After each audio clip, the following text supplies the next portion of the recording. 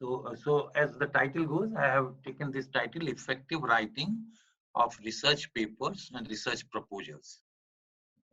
So I am always reminded of this quote that we must have art of listening. And what Mark Twain has given this quote, that we were supposed to talk more than listen, we would have been given 2 mouths and 1 ear. So listening is very, very important thing, and it is a very important trait, I would say, for learning something. Okay, so just I wanted to quote this. Okay. Now, writing is one way of communication through which we interact, and also we share knowledge, information, or maybe our experiences with others. So for that purpose, we write. Okay, and if you look to various forms of the communication, then common forms of communication, for example, writing. Just a minute. Mouse is there. Bring a mouse. Okay. So can you see the cursor? Are you able to see the cursor here? Yes, sir. Cursor is there. Yes, okay. It is coming. So for example, writing is one form of communication. Then speaking, gesture, visuals, multimedia, and there is specific one. For example, in written communication, we include letters, memos, reports, articles, okay, etc., which I will be describing today. Then spoken, like conversation. Just a minute. Okay. Then conversations, interviews, phone calls, gestures, facial expression, action, body language, etc. And then in visuals, we have photographs, paintings, videos, film, and multimedia. We include television, newspapers, and all sorts of electronic media. Okay. So these are the common forms of the communication, and there are certain important parameters, what we call as the 7 C's of communication. Now, what are these 7 C's of communication? And that is more important, that communication is both science as well as arts.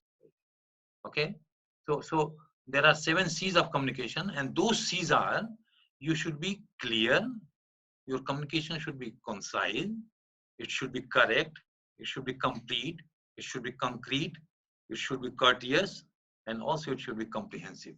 So this we call the 7 C's of communication. Whatever means of communication, writing, visual, whatever it is, these 7 C's are very important. Okay, and this is just a pictorial representation that communication can open the doors. Okay, and for opening those doors, you have to have public speaking, articulation, you should have a good language command, then fluency, but at the same time, your accent reduction should be there. You reduce your accent, then the communication becomes more efficient or easy, you can say. Okay, so this is just 7 C's of communication we call. And now coming to communication through writing. Now, when we talk of communication through writing, a good writing requires a clear and effective idea. That is very important. If you don't have idea, you cannot write. So you have to generate the ideas, what you want to write. Okay. Then for enriching those ideas, for supporting those ideas, you need sources which can be searched and researched. Okay. And then when you write, your write-up should be very simple and concise. And you should try to express, not impress. That is important. We should be very simple in writing, okay? Because we want to communicate our things to others. So expression part is more important rather than impression, okay? And after writing, you should edit it. And while you read twice, thrice, you improve your own writing. So you remove the unwanted words and unwanted phrases. You improve also your sentences and words also. So editing part is also important. So you have to edit and re-edit. Okay, and many times when we don't care, but we should avoid common mistakes, repetitions, and jargons also. Okay, I will give some examples. What are the common mistakes? For example, if you look to this, these are the common mistakes. For example, we say very frequently 3 a.m. in the morning, but there is no need to say morning when you say 3 a.m. So what should the correct? To the point writing is 3 a.m. instead of writing 3 a.m. in the morning. Okay. Then end result. Only result is sufficient. Okay. Each and every we say, but it is not. Uh, it should not be the concise one. The to the point write up is each. Okay. Then cooperate together. Just cooperate is sufficient. Close proximity. Proximity itself is a close proximity. Okay. Repeat again. Repeat itself is sufficient to revert back, revert, shorter in length, just shorter, okay? New innovation, innovation, okay? So in this way, we commit a lot of common mistakes when we write. We don't notice it, but we should be careful when we write these things like this, and we should use the concise and to the point words. Then what types of writing in general we have in academics, okay? Okay, so in academics, generally, we write a general article. You may write a review article. You may write a research paper. You may write a thesis. Okay, you may write maybe MSc dissertation or PhD thesis. Okay, or you may write a grant proposal. Okay? So basically, we classify various kinds of writings in academics into these categories. Okay. Then what I mentioned earlier that writing is learned by writing. So there is only one formula for that. You practice, practice, and practice. So practice will improve your writing. Okay, and you try to choose good role model where you read the material and follow it. Okay, you study good examples, but there are also techniques and rules to learn. Okay, so we will be learning those things a little bit in subsequent slides. Okay, now why we write? So the most important purpose of writing is, whether it is an article, whether it is a research paper, thesis, review, grant proposal, is to communicate new findings in a journal or other source document readily available within the scientific community or in general available to the in the public domain. Okay, so this is considered as the purpose of writing. Okay, and thus it has to be clear, simple, and well ordered communication to transmit new findings. Here your main objective is to pass on the message to the whosoever is reading it. So this has to be kept in mind when you write something, because you have to make it very simple and people should grasp it easily. That is very important when you write. That is a very good writing. I don't know how many faculties are from biochemistry, but here I would like to put one example. Those who are from biochemistry, they must have heard the book, older book that is written by Leninger. Yes, sir. Yes, sir. Okay, and Yes, sir. many of them, many of you may not be knowing one book, Mahler and Courts. When we were students, we used to get that book. We were having only few books at that time. So one Leninger was very common, and Mahler and Court was second book which was available in the library. Leninger Now and the Strayer are very common. is trial now it has come. Earlier it was not. What I am giving the simple writing which the students or any reader can grasp. From this point, I would like to mention as a student, when we were a student, we used to read the Leninger, and in one read, we used to, on an average, we used to get almost 40 to 50% of the matter. We understand what it has written. But at the same time, when we consult, we go through the modern course, you read 2-3 times, you will not get even 10% of that. So that kind of complexity in writing exists. Okay, so that is very important, and you must have faced whenever you read some article, maybe book. Okay, so you must have faced this kind of thing. I'm giving one example of Mellon and Courts and the Leninger's book. Leninger's style of writing is so lucid and so simple that any average student can grasp in one read. I'm sure by 40 to 50% he or she can grasp the matter. Okay, so that is the beauty of writing.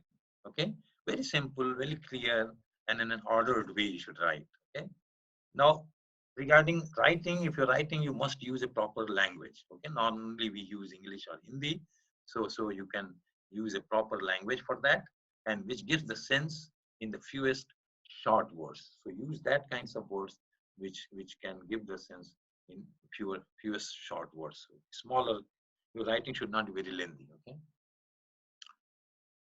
No, so in continuation with the purpose, why we publish an article. Okay. So as you know, knowledge or any information is lost without written records. Okay. So for that purpose, we have to publish the things. Okay. And knowledge information could not be widely circulated without publication. That is another constraint. Okay, so we need to publish those information. And once you write some article, it can be brought to the public domain. Okay, which makes it a valid document. Okay? That is documented when you publish it. Okay, so that's why I will show another slide also why we publish. There are several thinking for that. Okay, so here the most important thing is once you write some article, it can be brought to the public domain only when you publish it. Okay, and this publication leads to dissemination of the knowledge or information, visibility, validity, and also recognition of your writing and your work. Suppose you're doing some kind of very good research, the research community will know about your research. Okay, so that is important. Once you write something, or in other way, when you publish, before that you have to write so that it can be published. Okay, so both are linked, writing and publication part. So publication is very crucial. Very simple. You publish your write-up, it is not, you are not going to get recognition for your work. Okay. Then what is a research paper? Okay. So a research paper is a written and published report describing original results. Okay. So we say that a research paper contains our original results of our original work. Okay. Okay. It must be the original research results in the form whereby peers of the author can repeat the experiment and test the conclusions. This is important, especially in the area of science. Whenever you write a research paper, the research paper must contain, you must write the research paper in a way that anyone, if you want to repeat some experiments, they can do it 100%. Okay? So that is the better way of writing a research paper. Okay? Everything can be repeated by anyone who can read it. That is the how you should write a research paper. Okay. And then coming to the scope of research paper. Okay, an accepted original research publication contains information to enable your peers to assess observations, to repeat experiments. They can repeat also, to evaluate intellectual processes, must have an impact. Okay, so it should have an impact only, then they will read. And it should be available to scientific community, that is public domain, without restriction. Okay, and available for regular screening by one or more of the major recognized secondary services like biological abstract, index, medicals, or PubMed, etc. Okay, so now here I have quoted why people publish. What is the motivation to publish an article? Okay, this is the first choice we call. So a survey was made, and people, if you see, the dissemination is considered the first choice of the persons for the motivation to publish an article. Okay, so the majority of the people have this motivation behind their publication, that is, they want to disseminate the information or knowledge, whatever you have. Okay. Then about 20% is for career prospects. So as a faculty members, we also look our careers, and so that is the 20% is the first choice why we go for which motivates us for publication. Okay. Then also 12% is for improved funding. If you have good papers, your chances of getting a fund in that particular area increases. Okay. Then about 6% is we call the ego. Okay. Then patent protection is about 4% and others about 4%. So this is just a scenario why people, what is the motivation behind publication of an article or a paper. Okay. So what I wanted to convey that there is no fixed formula for writing a paper. You need to develop your own style, but at the same time, there are some useful guidelines. Okay. Once you know those guidelines, you can decide when to break them, when to change them, what to include, what not to include. Okay. So though there is no formula, fixed formula, but there are certain guidelines which we should look. Okay? And I'm going to mention about those guidelines. Okay.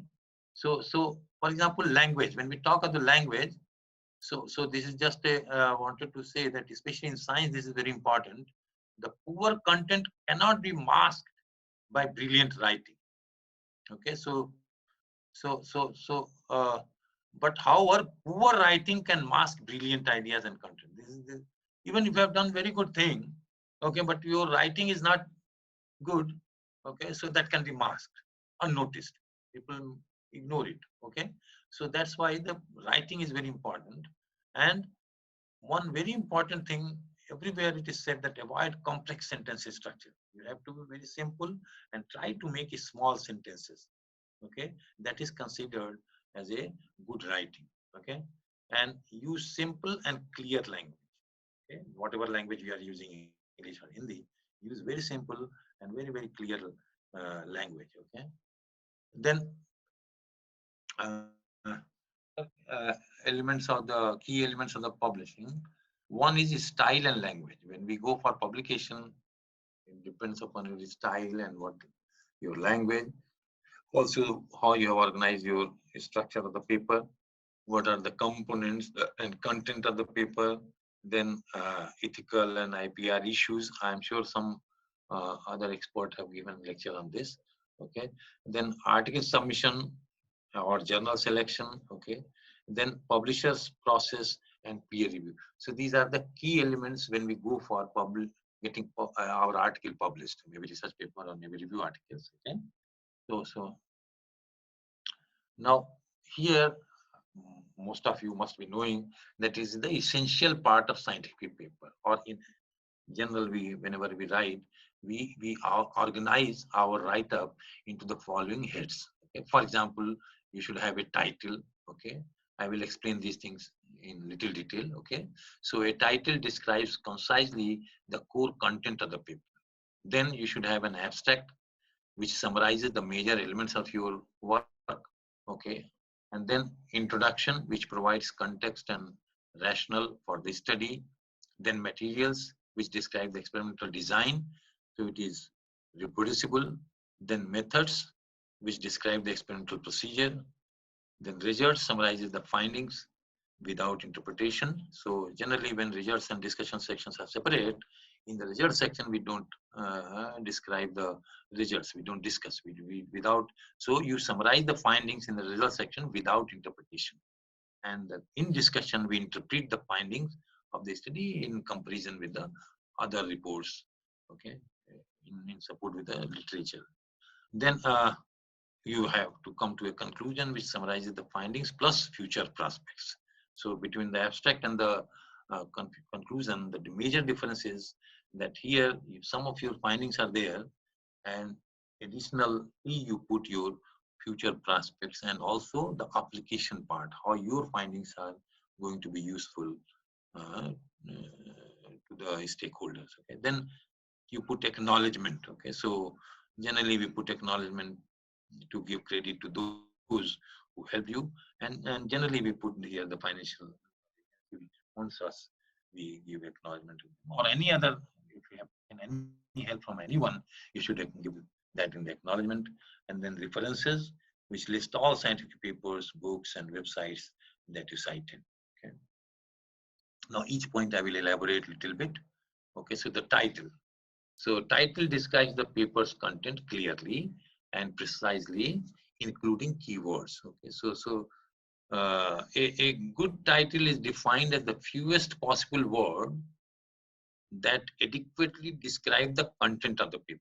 Okay, so the title is extremely important and must be chosen with great care, as it will be read by thousands, whereas few will read the entire paper. This is very important. You see, many of us, just when we go through the papers, we read the title. So your title is very important in the sense that it will be read by thousands, whereas the very few will read the entire paper. So your title is very important from that point of view. Okay? Then indexing and abstracting of the paper depends on the accuracy of the title. If you miss something in the title, maybe your indexing and abstracting may also be missed. Okay, an improperly titled paper will get lost and will never be read. Okay? So this is the importance of the title. So when you write a paper, you should focus on the title. Some additional facts are like this: title should neither be too short nor too long as to be meaningless. Okay, and many journals they give some restrictions that you cannot have more than this words in the title. Okay, but generally when you write a title, you should take care that neither should be too short or too long. Okay, and some words, as I mentioned earlier, waste word we can say, or which is not so useful, like studies on, investigation on, a and the, etc., should be avoided. Okay, so try to avoid. If you can give a title without that, that is better. Okay, then syntax, word order must be very carefully considered, and it should contain the keywords that reflect the content of the paper. It should be meaningful and not general. And the title should be concise, specific, and informative. It should capture the fundamental nature of the experiments and findings also. So, writing a title sometimes take time, and when we write a paper, we make 3, 4 titles, 5 titles, and when we edit and do revision, and then finally we come to a final title. Okay, so whenever you write a paper, initially you write 3, 4 titles. Okay, and work upon it, edit it, revise it. Okay, and finally you will come to a final title which will be most appropriate. Okay, so always try to revise the title of the paper when you write a paper. Okay, now coming to the abstract. So as you know, it is a summary of the information in a document, whatever paper or whatever you are writing. So this is the summary. It is of fundamental importance that the abstract be written clearly and simply, as the first and sometimes the only part of the manuscript read. So as I mentioned, many people read title, few people read paper. And similarly, many people who read title, they may go to the abstract, but they don't go to the whole paper. Okay? So from that point of view, your abstract is important. Okay, many people read it. Okay, it should provide a brief summary of each of the main sections of the paper. For example, state the principal objective and scope of the investigation. Then describe the methods used, summarize the results, and state the principal conclusions. Whatever major conclusions you should write. It is easier to write the abstract after completion of the paper. So it is very common practice that when we write the paper, don't write the abstract first. Okay, you start with the introduction and so on, write the paper, results, discussions.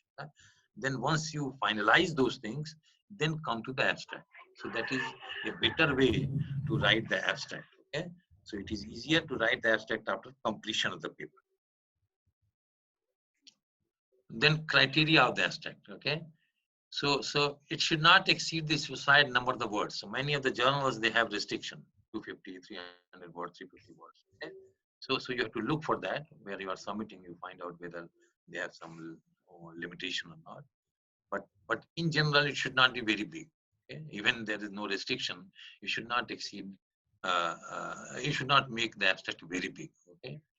It should be written as one paragraph, and it should be written in the past tense as it refers to work done. That is important. It should be written in the past tense as it refers to the work done. It should not cite any reference, okay, except in rare cases.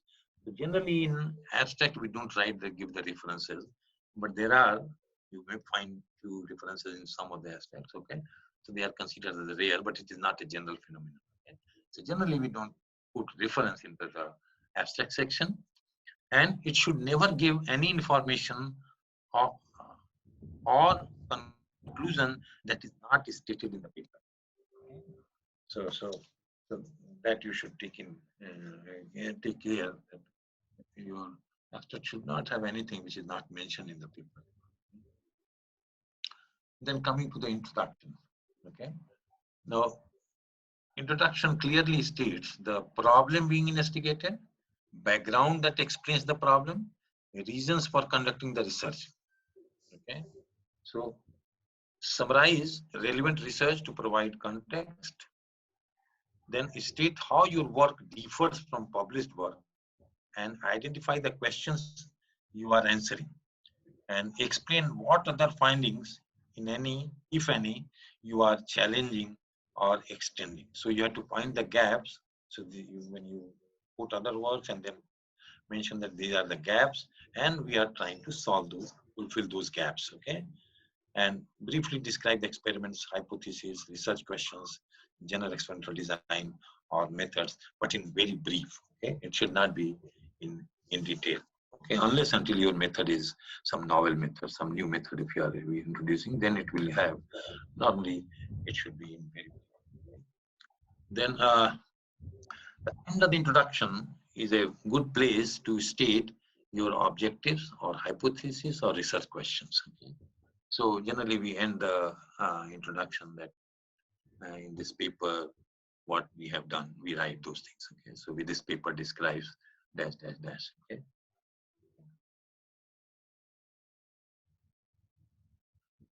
There are some suggestions for good introduction. It should present the nature and scope of the problem being investigated and review the pertinent literature. It is important. You should give the only pertinent literature. Unnecessarily, you should not put the support from the literature, okay? The literature which is relevant to your work and that is important, that is pertinent, you should quote, okay? State the method of investigation, state the principal result of the investigation, okay? And state the principal conclusion suggested by the results, okay? Now, when we write results, there are certain norms you can say or guidelines you can say. Use the present tense when referring to work that has already been published, but past tense when referring to your own study. Okay? Use the active voice as much as possible and avoid lengthy or unfocused review of previous research. Okay, so you should be very careful when you quote others' research. Okay, so avoid lengthy or unfocused review of previous research and cite paper reviewed scientific literature or scholarly reviews and avoid general references such as books, textbooks. Okay, this in research paper generally we avoid it. Okay, okay, and define any specialized term or abbreviation. You should define that whether you are using some specialized term or you are using some abbreviation. You should define it. Okay. Then next comes your material and method section. Okay, so especially when we write a science paper, that is very important section. Okay, provide full details so that the experiments are reproducible. This is very important criteria when a reviewer reviews the paper. Okay, so research paper should be written in a way, especially the experimental section, so that if someone wants to repeat it, he or she can do it.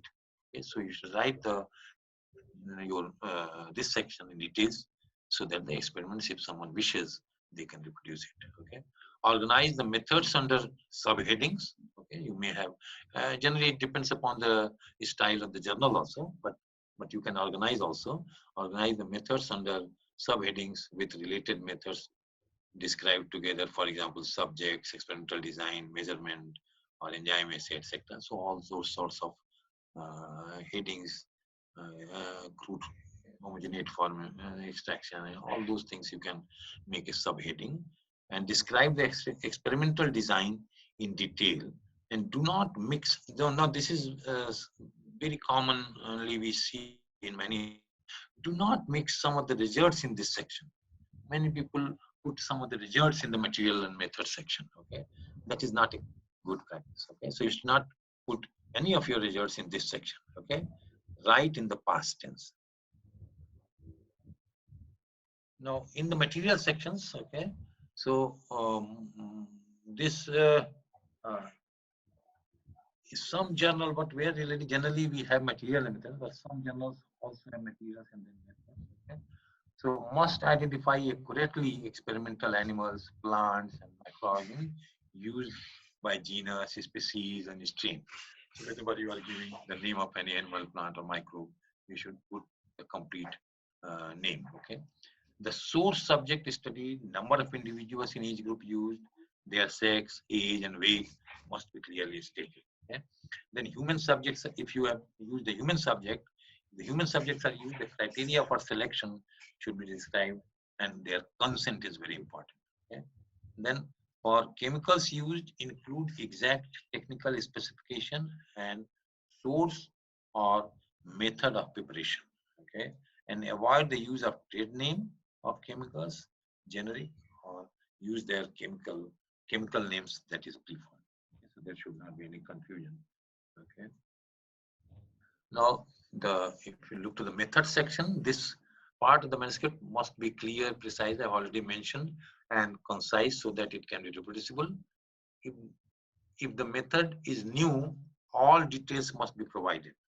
So if you are introducing a new method, you can give you full detail. However, if the method has previously been published in a scientific journal, only the reference should be given with some identification. Okay. So when we use a method, exactly what has been published earlier, we only give the reference. But if you are using that method and if you have modified a little bit, then we write that this has been done following the method of so with modification. If you write that, then you have to give the modification. So in that case, you have to write the detail, what modifications you have done, what are the methods. Okay. If you have not done anything, just following that method, you just give the reference. So some example has been given. For example, cells were broken by ultrasonic treatment as previously described by, so you give the reference, okay? Preferable than cells were broken as previously described by. Okay, so this is the style of writing, okay? Then questions such as how or how much must be answered and not to left to be puzzled over. So you should be very precise how much you have used, what time you have used, what wavelength, suppose you are measuring something, what is the lambda max, and also a part of the calculation also comes here, how you calculate it, okay? So all those things, they come here, and if you have some statistical analysis, there's also must be done, okay? Then coming to the results, how we write the results, okay? Result section is written in the past tense. It is the core or heart of your paper, okay? This is very important section, though every section is important, but this is most important. Okay, it needs to be clearly and simply stated since it constitutes the new knowledge contributed to the world. Okay, results described and illustrate the finding in an orderly and logical sequence without interpretation. So when you are writing your findings in the heading as a result, you should take care that here you should give only your results, and that too in an orderly fashion and in a logical sequence, stepwise sequence you should give it, not random. Okay, how you have done the experiments, so in that order you should write, and here you should not put any interpretation if it is only a result section. Okay, the text should guide the reader through the finding, stressing the major points, and do not describe methods that have already been described in the material and method section. Okay. So here you should not, in the result section, you should not describe the methods because you have already described this into the material and methods. Okay. Then next comes your tables and figures. Now, where we use the table. Tables are appropriate for large or complicated data sets that would be difficult to explain clearly in the text. Where we use table, under this condition, this situation, we use a tabular presentation. Okay, we give a table. Okay. Then figures are appropriate for data sets that exhibit trends, patterns, or relationship that are best conveyed visually. So that's why for this purpose we use a figure. Okay, and both table and figure must be sufficiently described by its title, caption, or we call legend. Okay, to be understandable without reading the main text of the results section. This is very important. Whenever you give a figure or you give a table, you should take care that its legend and the table caption, table title, okay, should be uh, given in details so that reader can understand that without going through the text. Okay, so that is considered as a good and full legend or complete legend or maybe caption of the table. Okay, then Yeah, this is sometimes we see in the papers, okay, do not include both a table and a figure showing the same information. Many times I have seen people give the same information in two fonts, one at one place in the font of table and then again in the font of figure. This is not a good way of writing. Okay. So either you give table or you give figure, not both. That is a kind of repetition. Unnecessarily you are repeating. Okay? Or duplication of your data. Yes. So always keep in mind that you should give data either in the form of table or in the form of figure, but never in both forms. The same data, not in both forms. Then coming to the discussion. Now this is the hardest, most difficult part. Writing discussion is difficult part. Result section, because you have done the experiments, you can write, you can find out, you can present your findings, okay. But discussion, primarily, so it is the hardest section to write. It's primarily primary purpose is to show the relationships among observed facts, and most often done badly and most feared by especially the young researchers. Okay, say what is good about your work. So in discussion section, you should emphasize your positive points and also your negative. What are your limitations of this results? Okay, and compare. This is very important. In discussion section, we compare our findings to the published work, and based on that we come to some conclusion. Okay, so in discussion, whatever results we find, we give strength to that by reporting similar findings from the literature, or sometimes even if there is a uh, contradiction of that, you should quote it. Okay, that yes, in my case this is coming, but at the same time, some people have reported that their things are not coming like this. Okay, so both kinds of reports you should give in the section. Okay, and here in discussion you should have some speculative, okay, philosophical way of writing comes here, and very good journals like JBC, etc. They publish discussion part, and that is the beauty and your experience which matters. Okay, so speculative philosophical type of things you should write in the discussion section. Okay, okay, so you have to think beyond your data. That is important. Okay, and as I mentioned, criticize the other work, so you have to compare your data with the others report or the previous reports. Okay, so this is a very difficult section to write in a paper. Okay, if your discussion is very good, your chances of getting the paper accepted becomes very high. Okay? So again, some points. Describe what your results mean in context with what was already known about the subject. Indicate how the results relate to expectations and to the literature previously cited, and explain how the research has moved the body of scientific knowledge forward. Okay? So these points you have to take care when you write a discussion. Now we come to the conclusion. So a brief overview of the work along with the scope of the, that is what potential applications it has.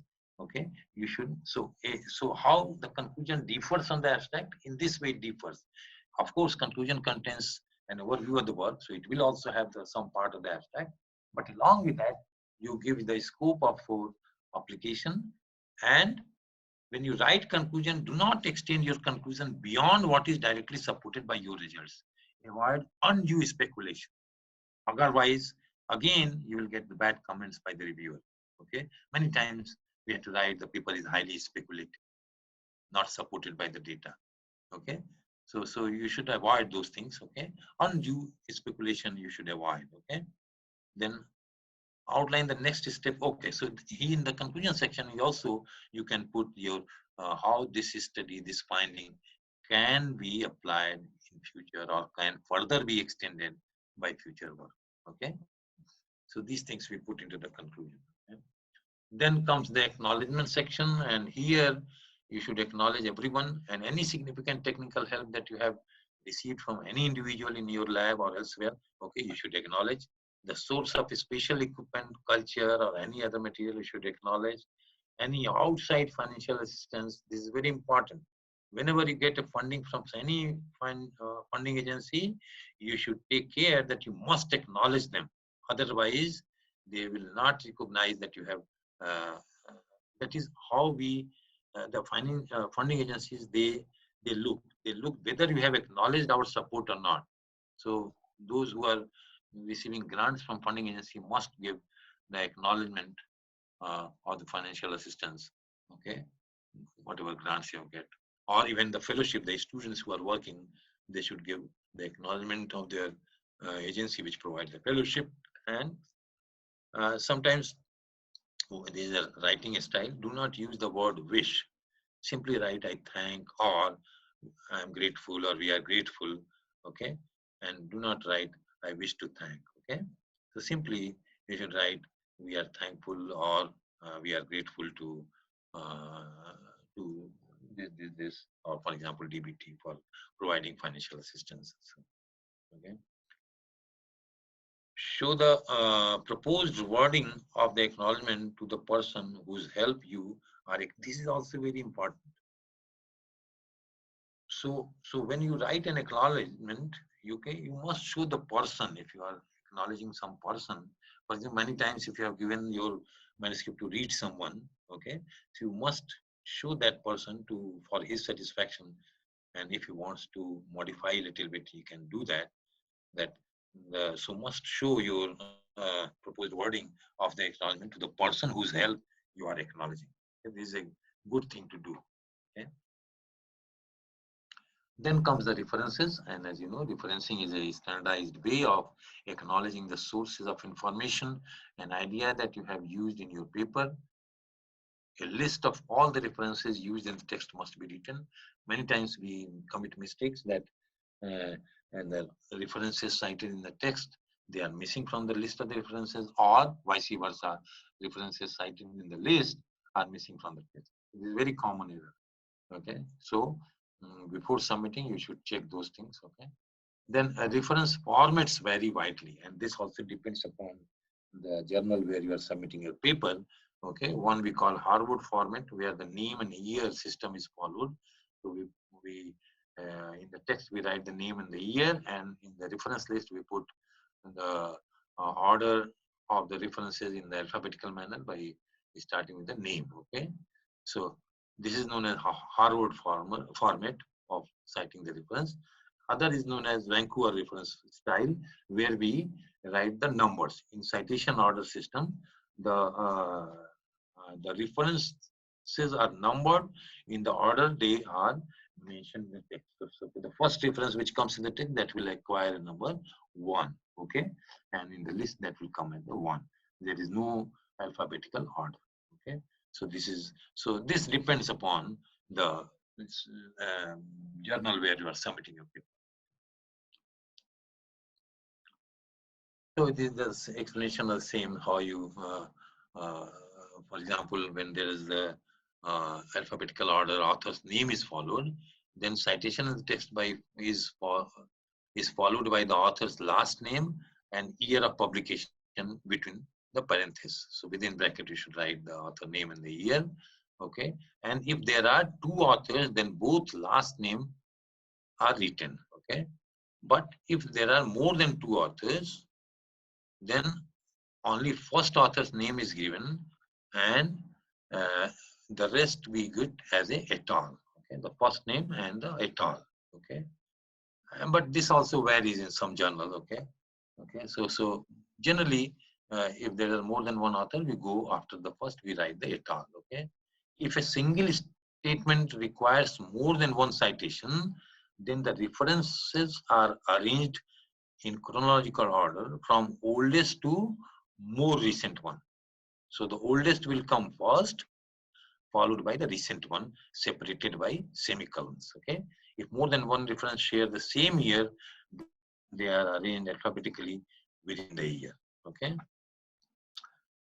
In the numbering pattern, it depends upon the order of their appearance in the text. There is no alphabetical order.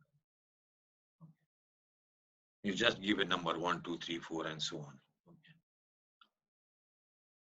Now there are some differences. You see, So any paper not cited in the text should not be included. And reference list allows readers to lists allow readers to investigate the subject in greater depth. Okay, so that is the use of the reference list. Okay, so if someone is interested, they can consult the what we call cross reference. They can go to the reference and find out the things in detail. And a reference list contains, this is important, the difference between reference and the bibliography. A reference list contains only the books, articles, and the web pages, whatever you have used, that are cited in the text of the document. So that is a reference list. But a bibliography includes all sources consulted for background or future or further reading. Okay. So that may not be present in the text of the document. Okay. This is the difference between a reference and a bibliography. And then ethics, rights, and permissions. I am not going to the detail of this. Okay. So we have to take care that our writing should be original, and copyright violation should not be done. Okay. Do not copy anything without giving the credit to the owner of the referencing. So if you are using some others thing, you should give credit for that, and by giving reference. And many times we have to seek permission also. For example, if you are using some figure or some other data, you can take permission to quote it, okay, to cite those things. Okay, otherwise this will come under the category of plagiarism. Okay, even the repetitive publication of the same data is considered as plagiarism. Okay, so even your own data cannot be published repeatedly. That comes under the category of plagiarism. Okay, so we have to be careful. Nowadays, it is very important aspect. Okay, IPR issues and plagiarism, they are very important. And now most of the journals, once you submit your paper, they automatically subject it to the various tools and softwares used for plagiarism, and they allow the matching depending upon the software what they are using, maybe 10% or maybe 20%. Okay? Even your self-plagiarism they quote. Even if you have quoted your own paper, okay, they take that as a self-plagiarism. Okay, so some journals they allow self-plagiarism to some extent. Some are very strict. They say that you change it. Okay, so we change the wordings also in that. Okay, so and then comes, once you have written those things, then your article submission comes, and then when you go for submission of your article, what you have written, you select your journal very carefully. Okay, you read the aim and scope of that journal and find out whether your target audience and the level of your work, do you have a realistic chance of being accepted. So what I wanted to convey here, that you read the aims and scope and compare with your findings, whether it comes under that aims and scope or not. Otherwise, it is futile exercise to submit in that. There are chances that it will return without undergoing review. Okay, so they will return as such that it is out of our scope. Okay, so you have to, when you select a journal, you look to the aim and scope and find out whether your work, what you have carried or what you are going to publish, matches with their aims and scopes. Okay, then when you prepare for submission, follow the guidelines in the instructions for authors and include everything they ask. It makes the editor's job easier. Okay, and articles should not be submitted to more than one journal at a time. This you have to give in writing to them, that I have submitted this article only to this journal. So that is not that is prohibited, that you cannot submit the same article in more than one journal at a time. So you should avoid it. Okay? Then what are the priorities for an author for selecting a journal? Generally, these are the important factors. Okay, so nowadays we look for impact factor. Okay, and also the reputation. Okay, then access to the target audience. How many times now we go for open access? Okay, so there is more access to the target audience. Okay, then overall editorial standard. Who are that? The editorial board. Okay, then publication. How fast they publish. Okay, and international, how big, how wide coverage they have. Okay, and lastly, whether it is open access or not. And when you go for open access, there is a more visibility, more readership, and of course, your citation chances of article being cited also improves. But the problem is that most of us don't have funds to support this publication, and that's why we don't go for open access journal unless until you have funding, because publishing takes a lot of money. Okay, so but open access has these advantages that you have more visibility, readership, and citation. Okay, who is making line on these slides? Dr. Dwivedi? Audible ये line इस पे कौन खींच दिया, इस पे slide पे कोई एडिट कर सकता है क्या इसको? नहीं, वो किसी ने एनोटेट कर दिया सर उसको. अच्छा अच्छा. So ये तो हर एक पे आ रहा है. Do not do it, please. ये हर एक पे आ रहा है. They should not do it. Yes sir, please don't do this. Okay, so now okay, so next is your online submission. So as you know, most of the publishers now offer a completely electronic submission process. Article is submitted online, and all of the review process procedures also happen online. And this process speeds up the editorial process, is inexpensive. Now this is very important. These two things, the time and its expenses. It is the online submission is inexpensive for authors. Okay. In our days, when we started research, we used to send it by air mail, and 3 copies at that time. We used to get it typed, and then along with figures, one original and other copies, okay? And we used to send it in a 1 month time, it will go, and then while coming back also it takes time, okay? So it was very, very difficult process and slow process and expensive also. Now this online submission has made all those things very easy, okay? It is inexpensive, it is fast, okay? Now, one more thing here I would like to mention, that now we have a preprint community, some things like of journals, especially in view of COVID. A number of such journals have come where you can submit your article and generally don't go for peer review. Okay, so it is very fast communication. You just submit, the office, the editorial office will look upon it and they publish it online. Okay, and later on they may invite you to submit the detailed one, and that will go for review process. Okay, so this we call preprint community publications. Okay, in COVID we have a large number of such publications. So what happens after the submission? Most journal editors will make an initial decision on a paper to review or to reject. Now here, most of the papers, they come back from the editor or whosoever editors, so editorial team, they return it. Okay, most editors appoint, and once it is accepted from at that point, if it is okayed by the editor, okay, then next step is the editor appoints generally 3 or maybe even 2 referees.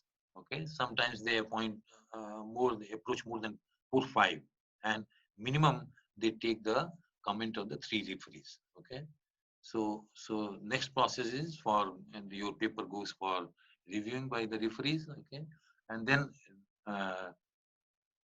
this referring speed varies tremendously between the journals. Okay, some they can do it within 15 days, some takes months. Okay, an author should receive a decision of either acceptance or accept with revision, minor or major, or reject. Okay, if a paper rejected, most editors will write to you explaining their decision. So they give the reason why they are rejecting it. Okay, that is based on the comments of the given by the reviewers. Okay, referees. Okay, after rejection, authors have the option of submitting the paper to another journal. Editor's suggestions should be addressed. So when you submit this paper to other journal, whatever comments have come either from the editor or from the referees, that is reviewers, okay, you should try to improve your paper based on those comments. Sometimes those comments are very helpful in improving your paper. So don't be disappointed if your paper is rejected. Okay, they give some valid reasons. Okay, so if you improve your paper, the chances of getting it accepted also gets improved. Okay? So you should always try to revise your paper in light of the comments given by the referees, okay, the reviewers. Then this is just some the pictorial representation of overview of the peer review process. So you submit your paper.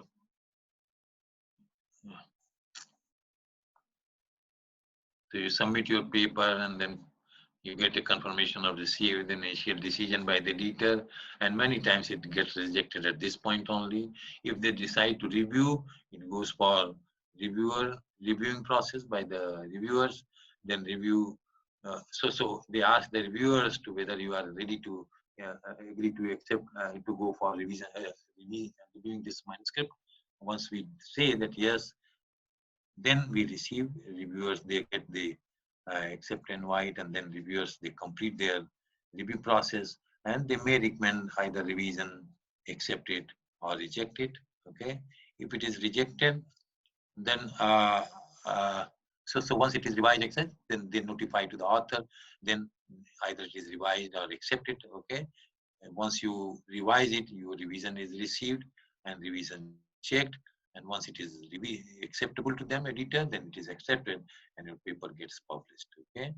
Okay. Sometimes even you revise, your paper is rejected. This is also we have observed that even after revision, okay, you get your paper rejected because the reviewers don't agree with the revision which you have done. Okay.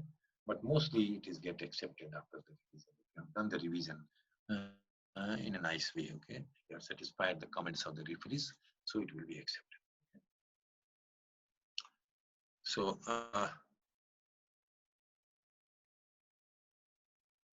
now uh, Dr. Dwivedi, Yes, sir. Yes, sir. should I show as a one paper as a model paper, or I Yes, skip sir. it? No, हाँ? sir. Please. No, no, Please. कोई नए लोग हैं, show कोई कर नए दीजिए लोग सर हो तो दिखाए ना तो okay, because Yes. this is my okay. So just to show you how we write research paper, just one. एक minute. Why it is not working?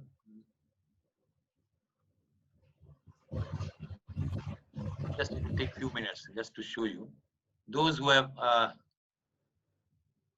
those who are new, for them I have put it. Okay. So this is my own paper which has come recently. Okay. So this is how, this is the name of the journal, then this is the title, and then the authors and affiliations. Okay. And then you write the abstract. Okay. So this is your abstract. Okay. And here the keywords what you write, and your paper is cited or indexed, you can say, based on the keywords what you have given. Okay. Okay. Then you write an introduction. Okay. What I have mentioned. Okay. And then in the introduction, if you need it. Pardon? It's not coming on the screen. क्या नहीं आ रहा है?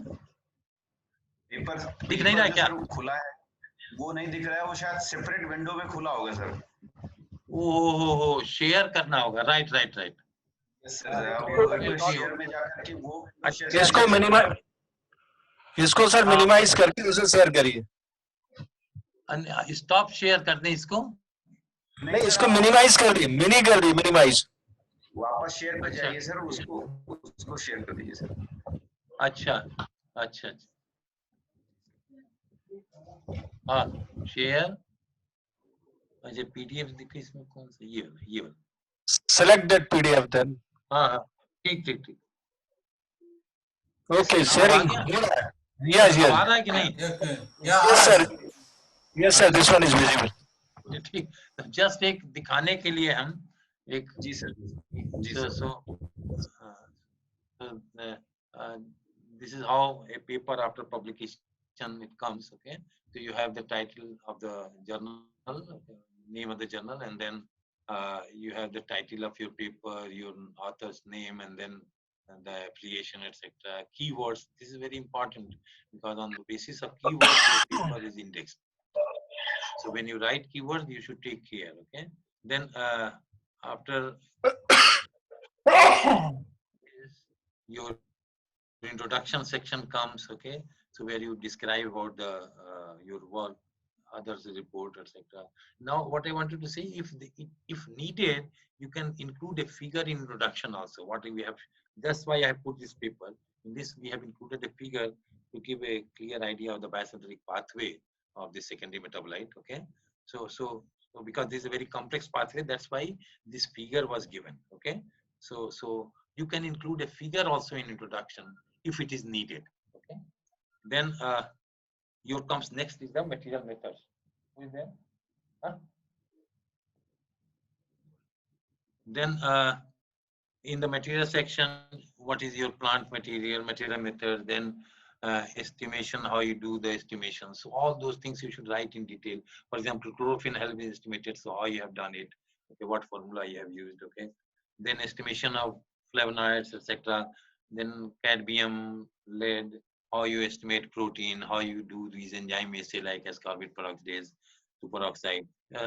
If you are doing some RNA DNA isolation, how you do RNA isolation, cDNA synthesis. Then if you are running some, so here we have done real-time PCR. So those things you can put. So every detail you have to give. Then comes your, and also the statistical analysis. You see, we have given a separate section. That is also very important, how significant your findings are. So you have to include those statistical analysis also. Then you go for your results. Okay, again, you can put some sections for that. This is based on the journal style, and also you can have some headings. For example, you have given subheadings in the results section. Okay, you can include figures, you can include your tables. Okay, you can have your figures, tables. This is HPLC profile. Okay, so you can have those things. Okay, then comes to, so this is, I think, result and discussion. Where it is discussion. Yeah, so here this discussion section is separate. Then we discuss our findings in relation to the literature reports. Okay, what other people have reported. Okay, so that is the discussion section. Okay, and finally, when you go after the discussion, you come to the conclusion, and once you finish the conclusion, then you go to the acknowledgement and then the references. Okay, so this is just to show you for those who are new. For them, but those who are experienced one, it is not needed. Okay, and then how to stop it? Now you can stop it. Huh? Dr. Dwivedi, we have to stop it. Sir, you can just cross this window and then you resume your presentation, sir. Okay, okay. now again share the same. And then I have to share. Yeah, you have to share your PPT. Okay. No, one more I would like to share a review also. Just I wanted to show that. Sir, open that and then again I have to share it, huh? yes, sir. Open that link, and when the paper is open, then you can share it again. Okay.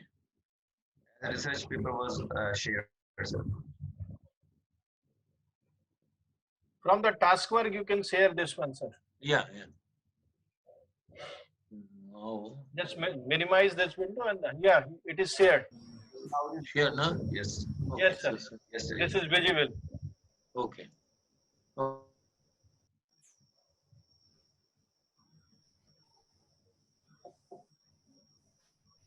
ऊपर से fit to page कर दीजिए sir. And then, sorry. Tool bar से fit to page कर दीजिए. Huh? Yeah. Yes, It's sir. clearly visible, sir. Eh? It's clearly visible, sir. Clearly visible. Okay. Yeah, आगे नहीं जा रहा. अरे ये कैसे मूव होगा? Just a minute. I have to move it. इसको scroll करना. No, down. Okay, from there it will go. Okay. So यहाँ से. Okay.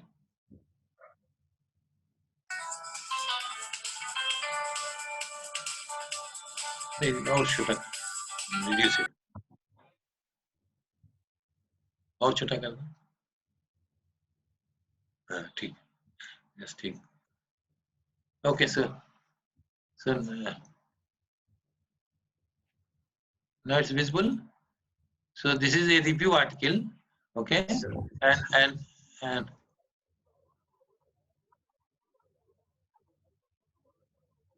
so you can give figures, okay? You can give tables also, okay? So in the reviews and different headings you can give, okay? So just to give an idea that how you write a review, how you write a research paper, I'm just showing you, okay? So different headings have been given, and within the heading you describe those things, okay? And finally you come to the same thing, that is you go to the acknowledgement and references, okay? So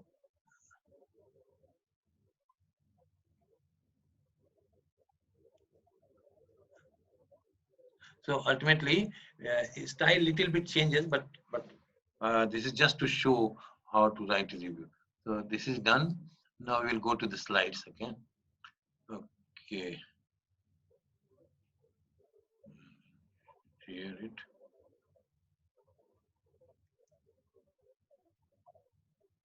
Okay. So next is your. Now slides are visible now. Okay, Yes, just in brief, 3-4 slides, I will give you an idea about thesis writing. Okay, because many have seen what is the basic difference between a thesis and a research paper. Okay, so as many of you must have worked as a supervisor and you have got your students' thesis submitted.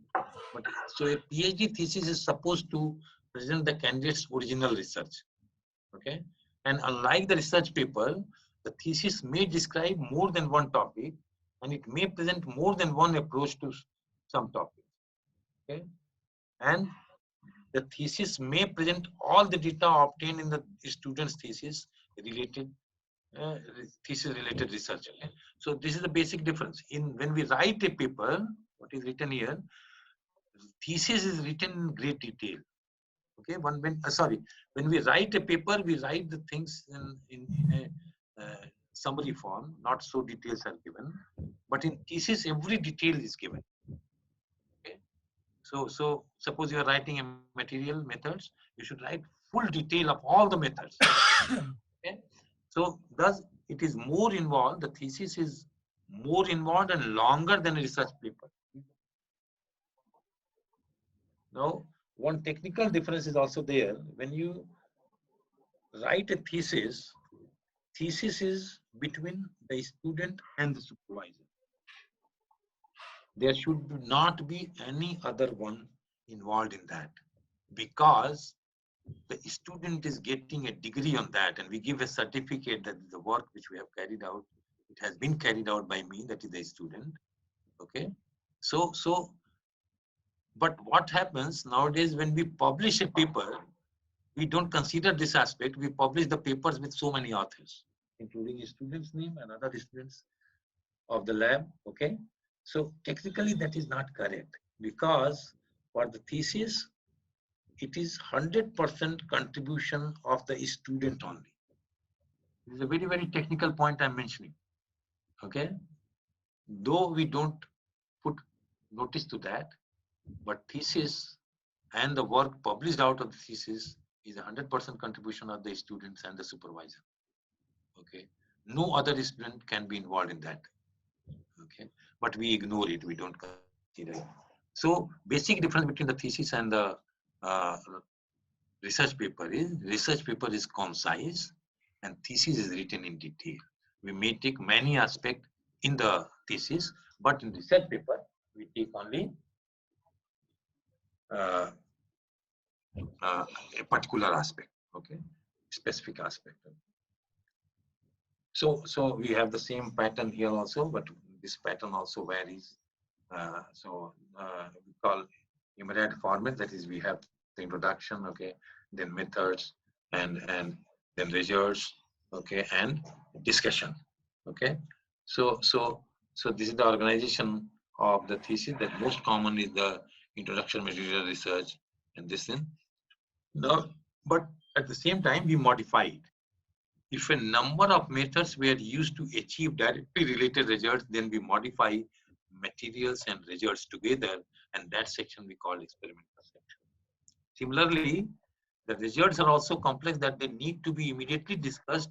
So we modify and we couple, we join both results and the discussion, and this becomes results and discussion section. So thesis can be written in many ways. Okay, nowadays a new pattern has come. Paper, the way we write a research paper, people submit it like that. Okay, but that is conventionally that is not the correct way. Okay, okay. Then when we were students, we used to get the thesis type. That was a big job, and we used to have very thin papers, okay, so that the 5 copies can be typed. Nowadays, because I think everyone is taking a computer print, okay. So at that time, in older times, we used to get the thesis printed on one side of the page. Now we should avoid it because you are getting the print from the computer and they're using very good printers. So you can have both side printing. So that will reduce the cost of the paper and save also the paper. Okay? So both side you can publish the thesis. Okay. Then so material and methods and results can be combined. Results and discussions can be combined. Then you have summary and conclusion, and finally you have the references. Okay.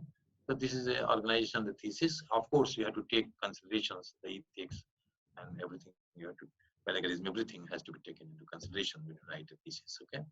So I have a thesis of my own, but I am not going to present that. Okay. Then coming to the grant proposal. Okay. Now grant proposal writing, why we write. So the most important reason is that we, especially those who are in the universities, they don't have sufficient fund to support their research. So for the university faculty, it is very important to have funding, though it is applicable to even those who are working in the research institutes. Okay, so basic purpose of getting a grant is to ask for money. So we need a sponsorship. Okay, but a research proposal is a document proposing a research project in the science, maybe any fields of the academia, okay, any other subject, okay. It summarizes the question you want to answer. So basically, we want to answer certain questions which come into our mind with regards to certain problems. Okay? So a grant proposal summarizes the question we want to answer through our research. Okay, it demonstrates our knowledge of the subject and area and shows the method we want to use to complete our research. And this is the most important, it constitutes a request for a sponsorship of that research. So there are a number of funding agencies where as a science faculty you can apply, okay, and those who are in social sciences, they also have funding agencies from the government side, they can approach, okay. And these proposals are, once submitted, they are evaluated on the cost and potential impact of the proposed research, as well as on the soundness of the proposed plan for carrying it out. So this is very important, how significant your work, what will be the outcome of this, how significant that outcome is. So a number of criteria I will explain a little bit in subsequent slides. So in general, a research proposal addresses several key points, what research questions will be addressed and how you're going to address those questions, how much time and expense will be required. So we have to carry out this work in a fixed time period. Okay, what prior research has been done. So you have to give the idea that before that what people have done in this particular area, and how the results of the research will be evaluated, and how the research will benefit the sponsoring organization and other stakeholders whosoever it is. Okay, so when you write a proposal, it is important to highlight its originality or significance, explain how it develops or challenges existing knowledge of the subject, identify the importance of the proposed research, and demonstrate why you are the correct person to undertake this research project. This you have to justify. Okay, you have to prove your work. Oh, you have to prove your work. Okay, so Generally, we divide research proposals into the following types. Okay, this may be solicited or invited projects. Okay, meaning they are submitted in response to a request with specified requirements, such as a request form for the proposal. So many times you must be noticed that different funding agencies they invite. For example, in COVID, many of the funding agencies they have invited research proposals for developing a drug or for testing. Okay, so that is a solicited or invited proposal. Many of the we have unsolicited proposal, meaning they are submitted without prior request. Funding agency don't request, but we submit, and when we submit, we look for the thrust areas given by the funding agency. So you have to identify your thrust area, which has been defined by the funding agency, and in that area, you should submit your project. Okay. Then we also sometimes have pre-proposals where a letter of intent we call LOI or brief abstract is only submitted, just one-page proposal for review prior to submission of a full proposal. Once they approve, the funding agency approves, then they ask you to submit a full proposal. So that we call as a pre-proposal. Then if your continuation proposals we call, which reiterates an original proposal and its funding requirements in order to ensure continued funding. So if some project is already going on, some big projects are like that, coordinated projects we call, they get request for continuation of that proposal. Then renewal proposal, which seeks continued sponsorship for a project with would otherwise be terminated. Many times when we have a, for example, 3 years tenure, if our objectives are not fulfilled but sufficient work has been done, we request for renewal of the proposal without any financial support. So the manpower support you can get for that period. Okay, so that is a kind of renewal proposal. And one more category we call academic research proposal, which are generally written as part of the initial requirement for writing a thesis or writing a research paper or writing a MSc PhD dissertation you can use. So any dissertation maybe. So this we call as the academic research proposal. So we divide those research proposals into the following categories. Okay. Now generally, you see, science works on how, why. So a lot of questions we have to ask. So before submitting a proposal, you have to ask so many questions to yourself, and you have to answer them yourself only. Okay. So in that way, we have to formulate a research proposal in following order. For example, first you formulate a research question, what you want to see, what you want to investigate, what you want to study. Okay. Then you, based on that, you formulate a hypothesis. Okay. And then based on that, you develop your aims and objectives. Then for that, you need to, what will your project team? Do you work as a PI or a co-PI or maybe some research worker you need? Okay. Then some collaboration you may need. Okay. So then short description of the project. You have to work, you have to make a abstract. Okay. These are the essential steps for formulating a research project. Yeah, I'm not talking of your the whole format. This is how you formulate the project. So once you decided the team, then you go for an abstract of the project. Then you go for the background studies. You find out review literature, what are the gaps you find out, and what are the gaps, how you are going to fulfill those gaps. Okay. Then you develop your find out your methodology, how you are going to solve those problems. Okay. What is your work plan, how you do it. Okay. And then for formulating, once you have done this, and also now this is also very important. I will explain these things later on. So you have to have a budget component. Okay. Outcome of your study, then institutional approval. Okay. Especially the ethical approval if you are working on those. Okay. Now the basic structure may vary between the projects, funding agencies, and between fields, which area you are working, which subject you are working, each of which may have its own requirement. So it may be a little more specific, but in general, when we formulate, we have to work in this order. Okay. And most important, since we belong to science, so is to ask the questions. Okay. So formulating a research project, the first point is you have to identify a broad area of interest. How you do that? You do that through literature search, discussion with colleagues or policymakers, stakeholders, and other stakeholders. And then you ask yourself a series of questions. What are those questions? For example, if this idea is stimulating and important enough to me so that I would want to spend considerable time thinking and reading. So we have to decide whether this is sound enough, this is important enough to work on this, and do you have enough time on thinking on this and reading on this and working on this. Okay, does this idea have long-term potential to be expanded and contribute to my career or to science or whatever area you are working? Okay, so this question you had to ask: what is the focus of my department where you are working? Okay, that is also important criteria. What is the focus of your institution and your profession, and how do their goals fit with my topic of it? This is also important criteria. Okay, then does the idea reflect contemporary thinking of the field?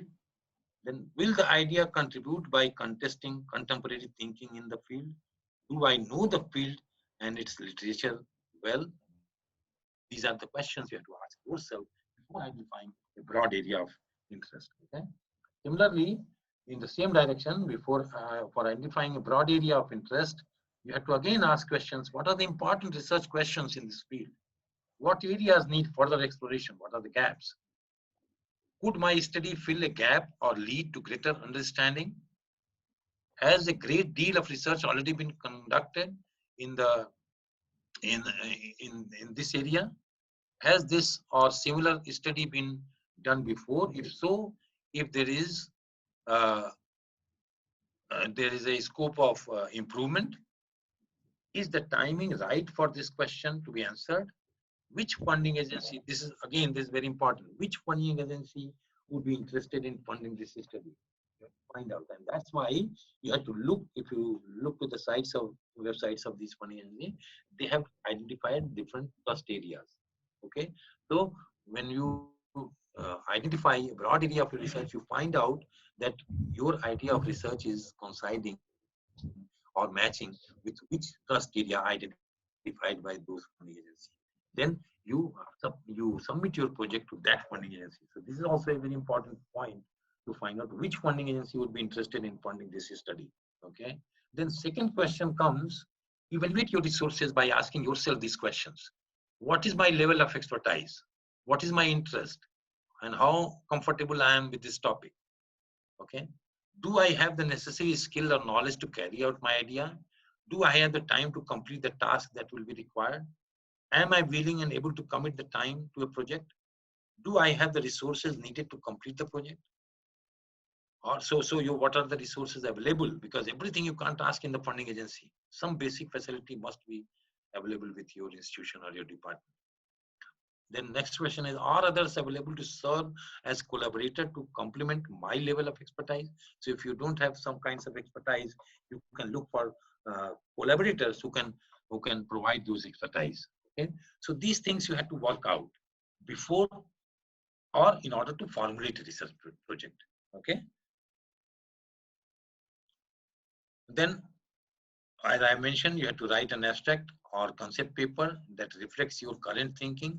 This will help you narrow your topic and force you to describe your idea systematically. This abstract can also be used to obtain feedback. Then once you prepare an abstract, then you discuss among your colleagues and potential funding agencies or peers. You can discuss, okay, and discuss with them and improve it. Okay, discuss your idea, establish whether the idea fits the priorities of the funding agency you are targeting. Begin to reshape your ideas. So you revise based on these conversations and a further review of the literature. And finally, a good research question should be narrow enough to address a specific issue. So once you work out these things, then you identify a topic, then you go for hypothesis, how you formulate a hypothesis. Now, what are hypotheses? Hypotheses are more specific predictions about the nature and directions of the relationship between two or more variables. A well thought out and focused research question leads directly into hypothesis. So if that part is very good, you can come out with a very good hypothesis. Ideally, a hypothesis should give insight into a research question, be testable and measurable by the proposed research methodology, logically fit for the experience of the researcher, and make sure that you provide a rationale for your hypothesis, explaining how they were derived and why they are strong. Okay? Provide alternative possibilities for the hypothesis that could be tested and explain why you choose the one you did over others. Then comes to the aims and objectives. So once you have formulated your hypothesis, now you come to your aims and objective. There is a basic difference between the aim and the objective, though we use interchangeably, but there is a technical difference. And aim is a broad statement of desired outcome. Okay, and objectives are the steps you are going to take to test your hypothesis or answer your research question. For example, if your aim is to make a transgenic plant, so that is your aim. You are going to make a transgenic plant with a particular trait. For example, maybe your herbicide resistance. Okay, so that is your aim. But the objective is how you are going to achieve it. So you will isolate a gene, you will clone it, okay, and then you will develop the transformation protocol, then you will transform, okay. So those things come under the objectives. Okay, so this is the difference between aim and objectives.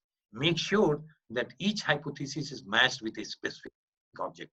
So when you give the hypothesis, it should match with a particular objective. Okay, be realistic about what you can accomplish in the duration of the grant and within the budget request. This is very important area. This is very practical point.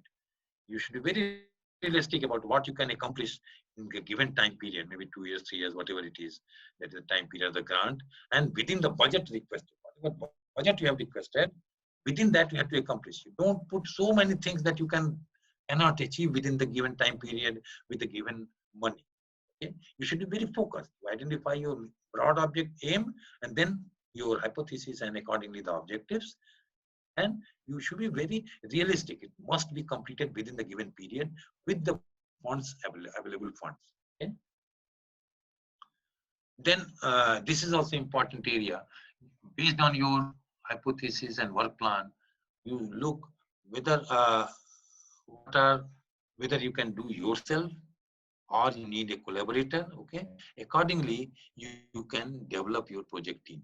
Okay, researchers, especially the new researchers, should not work alone. Good advice for the young ones. Initially you should work along with some senior member, so you learn number of things and you don't get disturbed a lot, because research is a very tough job. It requires a lot of time and energy. Okay, so and experience is also important. So once you collaborate yourself with some senior faculty member who is experienced in the area, your burden is reduced. Okay, so here is to demonstrate the experience and competence of the applicant or project team to perform the task of the proposed project. Use this section to show reviewers that based on your past successes with similar research, the project team is capable of carrying out this work. If you have limited experience, complement your experience by teaming up with a collaborator to enhance your expertise in certain areas. Ask yourself the following question when deciding on a project team. How willing am I to work with others to shape, develop, and implement this idea? Am I willing to be flexible and see different sides of a question? Am I willing to let go of or modify an important idea to fit the interest of others? Then this is just the traditional research projects structure, like we have a principal investigator, then we have a co-investigator. Nowadays, majority of the funding agencies, they don't give project only to a single principal investigator. They always ask you to have a co-investigator, because somehow if the project investigator PI moves out or goes somewhere else, maybe abroad, then there must be someone to look after the project. So that's why nowadays co-PI is very common. Okay, so PI and co-PI.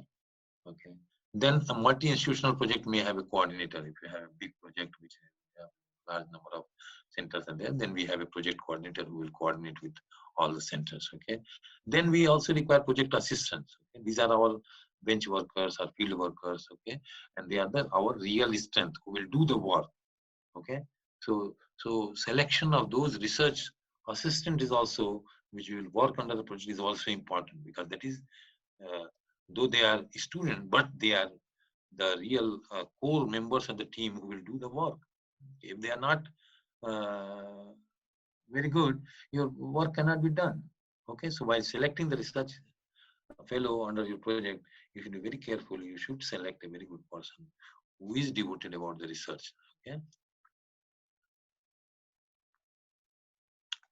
Okay.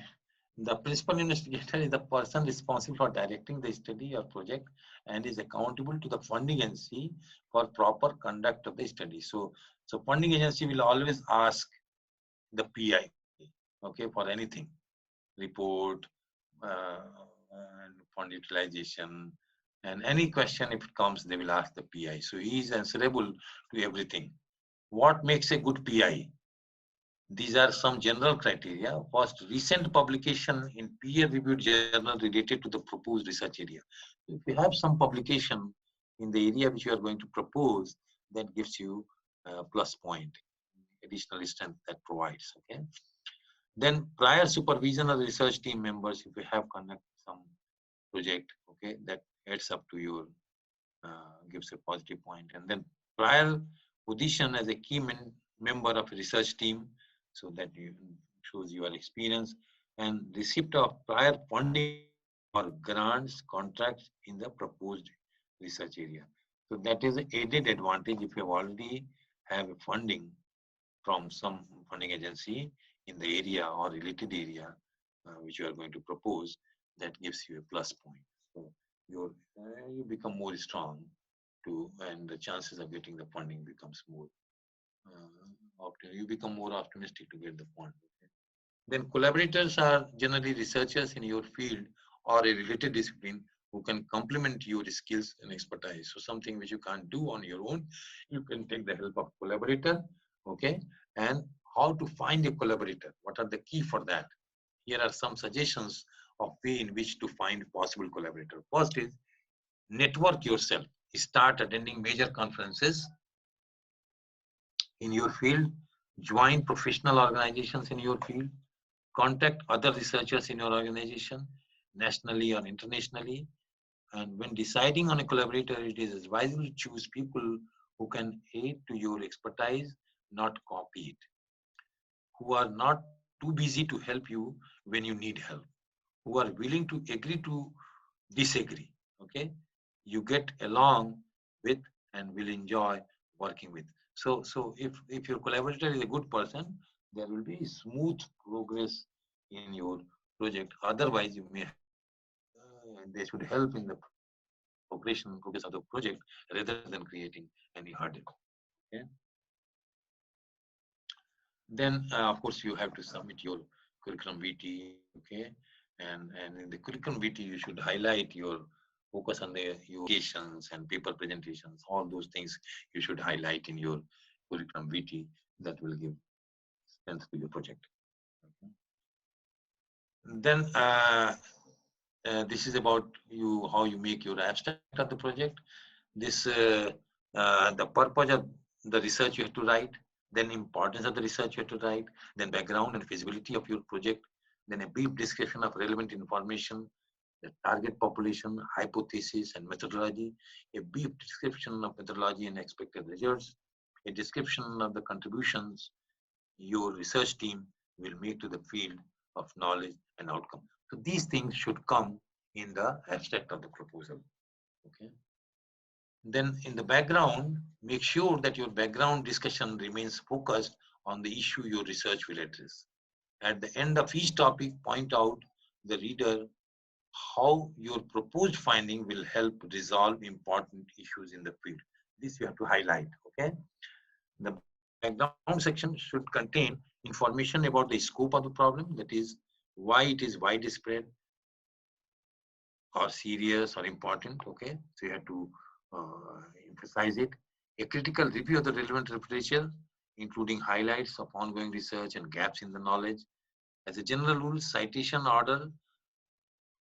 older than 10 years should not be used unless they are absolutely necessary in making the case for the proposed study, or if they are seminal work that should not be omitted. Okay, what I wanted to convey that you should cite recent references. Okay, not the older one. That gives a bad idea, a bad impression. Okay, so you should cite the recent. That gives to the reviewer sees that yes, you have gone through the recent literature. Okay? Then an explanation of why this study needs to be done and why this research is relevant and necessary for the target population, okay, or the stakeholder. The work must be placed in this context.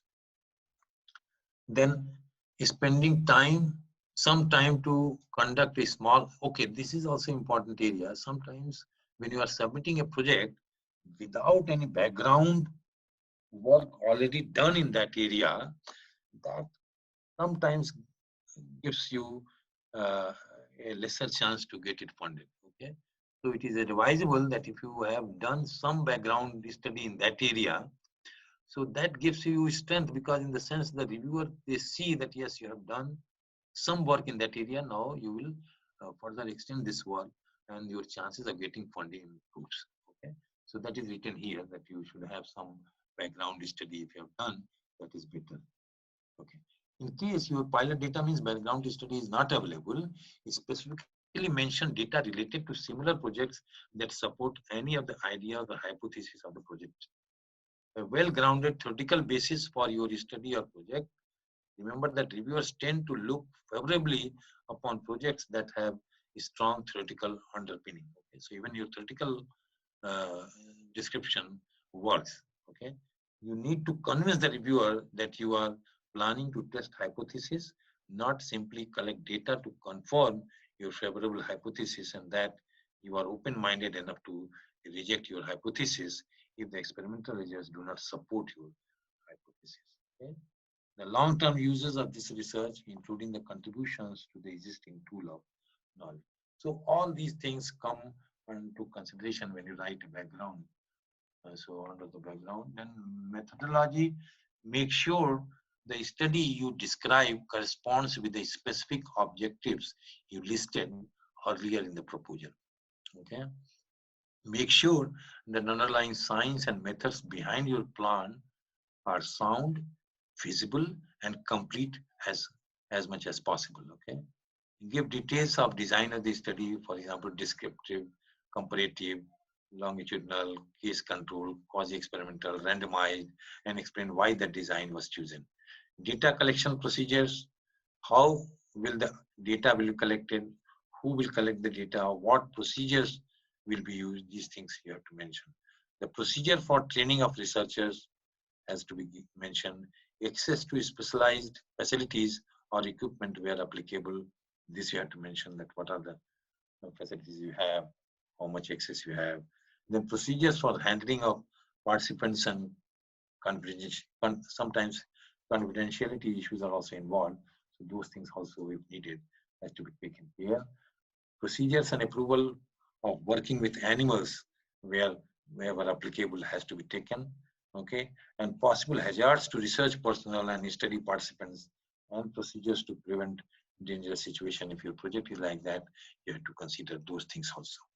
Okay, and then briefly discuss the limitations of the proposed study and alternative methodologies for carrying out the proposed research plan if these limitations impact negatively on your ability to conduct the study as planned. So an alternate method you should have. If your main method fails, then you should have an alternative to that to execute your project. Then, as I mentioned, the time frame is very important. Suppose you have got a 3 years project, you have to complete the 3 years, your all objectives within the given time period and in a phase-wise manner. And for that, we generally have a timeline chart we prepare like this, that for example, this is the grant year 1, grant year 2, okay, what